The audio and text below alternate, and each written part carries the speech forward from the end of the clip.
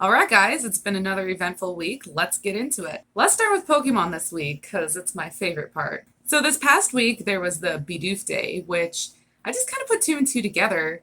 Like, this guy really looks like a beaver, and his day was celebrated on Canada Day, July 1st. I just kind of feel like that was a really subtle way of putting it out there. So, thank you, and well played. Now, as part of this event, you're able to buy a special research ticket, and it opens up a whole tree of options. My best advice is don't really sweat it because the rewards aren't really that different besides a couple berries. The only reward that kind of varies is in stage 3, there's two different options. If you select Nerves of Steel, you'll get 10 super potions and 5 raspberries. Where if you choose Nest Near the Water, you'll get 10 Pokeballs and 3 pineapple berries. So that's like the biggest difference there. The end reward is the same, so there you have it. Next Pokemon announcement is about Pokemon Go Fest, which is going to be taking place this month. Now, this event will be taking place virtually for most of us. However, in select cities across the US and Europe, they will be hosting a live event. Now, of course, the live events are going to have, little collectibles and bonuses and stuff, but I mean, as always, I'm not really cool with the whole COVID gathering thing, but I mean, if you want to go, just check a location near you then.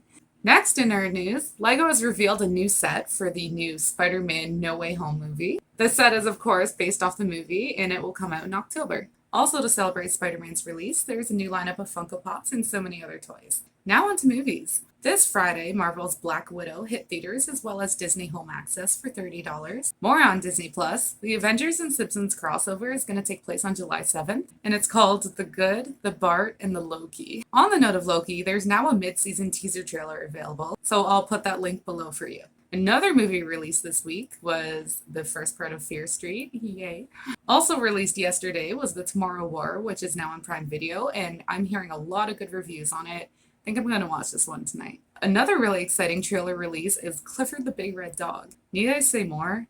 You can check that out below. More in movies this week, F9 came to theaters and it made over $70 million within its first few days in North America. That actually sets a COVID box office record. So this movie will come out in the UK on July 8th. And it's already been announced that the 10th movie is underway, which is going to be 2 parts of the final installment. Another movie that hit theaters this week was The Forever Purge, which came out yesterday. Now, every time I see the trailer, I'm like, how? The Forever Purge? That would just, be the apocalypse. That would just be the end. But don't be fooled. They're making another one. There's actually another installment on the way, so it's not the end for now.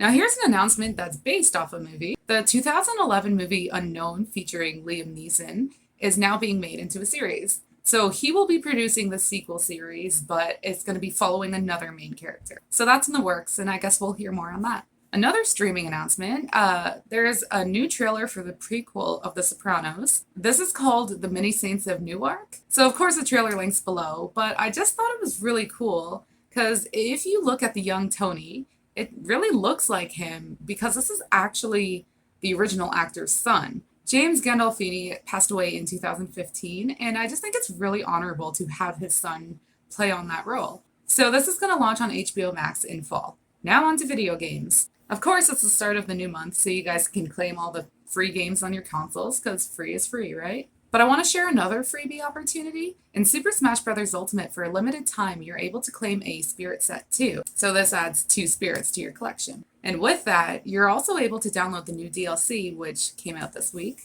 Next game we got is the new Demon Slayer, which is available for pre-order now in the PlayStation Store, and that will be released on October 15th.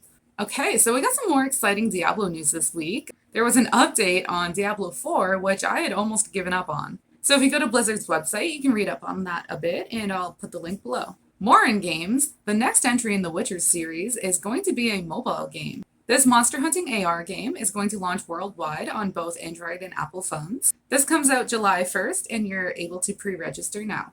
Next in games, the Summer Win-a-thon event is now live, and the top 8 players can win a PS5, where the top 1,000 players can win PS points that are good for purchases in the store. So for full details on participation and prizes, I'm going to put a link below for you.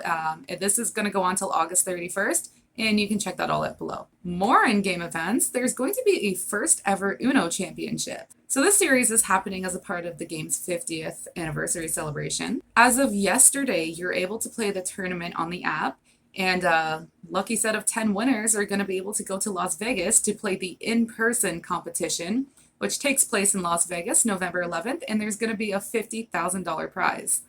That's just pretty exciting.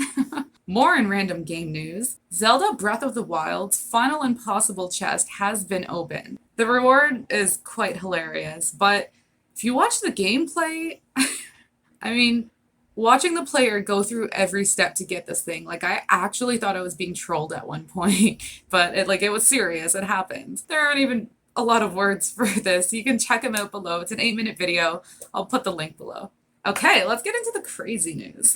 So an engineer who worked for Microsoft, who was meant to test the digital gift cards, he ended up finding gift card codes during his work, which he decided to sell online for about half the price. So this went on, and he even hired a few buds to help him push them, and this guy made so much money, he bought his dream home.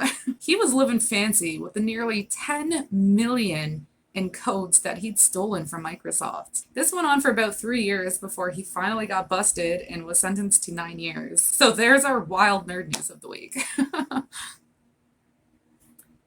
Wait, there's more. So Sony is under fire and could possibly be facing a lawsuit for being a monopoly by allowing a monopoly that only allows digital games to be purchased through their store. In the past, they wouldn't let third-party sellers like Amazon and GameStop sell their digital codes, so which in turn forces you to purchase it through Sony only. And they also disallowed any outside discounts. So as a result, people are paying more overall. I don't know. I guess we'll see what comes of all this. Okay, let's wrap this up on a more positive note. The Game Developers' Choice Awards will be held this month on July 21st, and they are going to be honoring Tom Fulp for his work with Newgrounds and his continued work with the website. I say it's about time. It's been 20 years since the launch of Newgrounds, and it was internet altering. Anyone my age used the site to play flash games, watch shorts. I mean, for me, it was all about the Zap Dramatic games, and I really liked the escape rooms, especially the Elm Street one. That was good times. But my all-time favorite game, and this one deserves like its own segment, but Ex Mortis. If any of you even know what that is, the best point-and-click game of life, hands down.